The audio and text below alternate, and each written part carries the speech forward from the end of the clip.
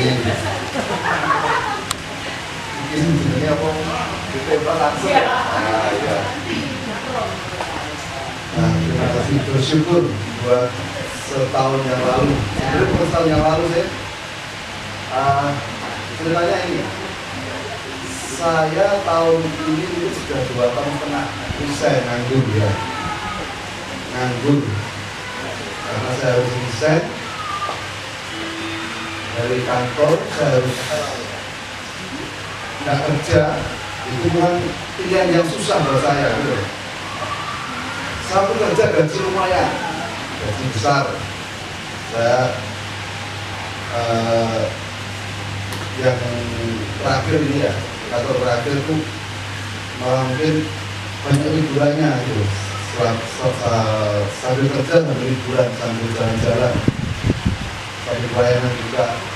Tapi di satu titik orang tua saya sakit, emak sakit, dan saya juga kaget tuh. Padahal saya harus waktu itu saya pengen ada kerjaan yang lebih baik, kerjaan yang lebih baik, kerjaan yang lebih sebenarnya lebih besar dan peluangnya lebih besar juga. Tapi saya ternyata saya sudah pamit sama orang tua saya, sama emak, sama keluarga. Ternyata malah sakit gitu. Saya sempat kaget, Tuhan ini apa ini? Dan saya harus ambil keputusan. Adik-adik saya tidak bisa nunggu. Terpaksa saya harus nunggu. Di sisi lain, saya punya anak. Anak saya harus masuk ke jenjang sekolah lebih tinggi. Saya punya anak saya sekolah, dan otomatis pengeluaran lebih besar gitu. Saya tidak ada pengeluaran sama sekali, tidak ada pemasukan sama sekali. Saya harus nganggur. Memang saya ada tabungan, tapi tabungan saya itu setahun pertama habis, saudara. Setahun pertama habis. Aduh, saya sempat pusing ya untuk Tuhan. Tapi bersyukur sampai di bulan pertama, bulan kedua setelah tabungan habis, sampai sekarang 2 tahun setengah gitu. Anak saya sudah mau lulus, ditanya sama gurunya mau sekolah lagi atau mau kerja. Saya terserah anaknya. Tapi dari sini saya belajar seperti Elia di Sungai Kerit. Dia tidak bawa bekal. Saya bawa bekal. Saya ada tabungan tapi habis. Saya bersyukur sampai di titik ini luar biasa. Memang gak gampang gitu. Di sisi lain saya secara ego, saya pengen kerja. Waktu itu saya pengen peluang saya lebih besar gitu, banyak tawaran. Tapi di sisi lain saya harus melayani orang tua saya. Anak saya butuh biaya, anak saya perlu saku, perlu bensin, dan saya bersyukur sekali gitu. Tuhan memelihara, dan orang tua saya juga sembuh, walaupun mungkin belum 100%. Mak saya sembuh,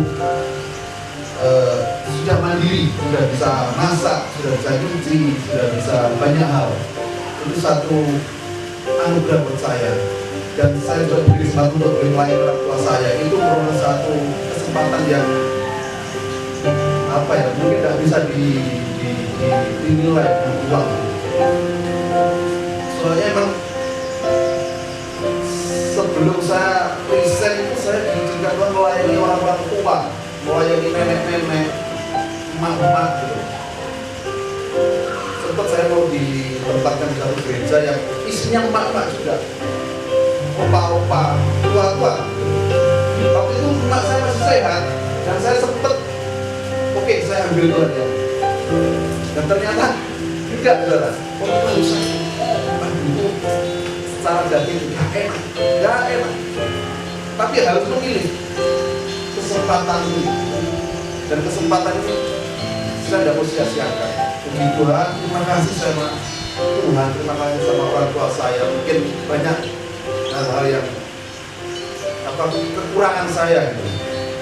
Tapi saya bersyukur akhirnya. Sebelumnya kan orang tua bapak saya yang sakit, saya masih kerja.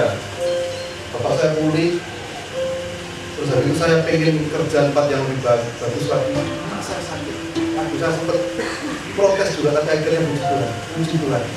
Sampai di titik ini Tuhan tidak ada Ebenezer. Ini kesaksian saya, akhirnya Tuhan boleh senantiasa menuntun kita di tahun 2026, tahun tanpa pemutih. Tuhan yang menolong, Tuhan yang menuntun kita. Demikian, baik,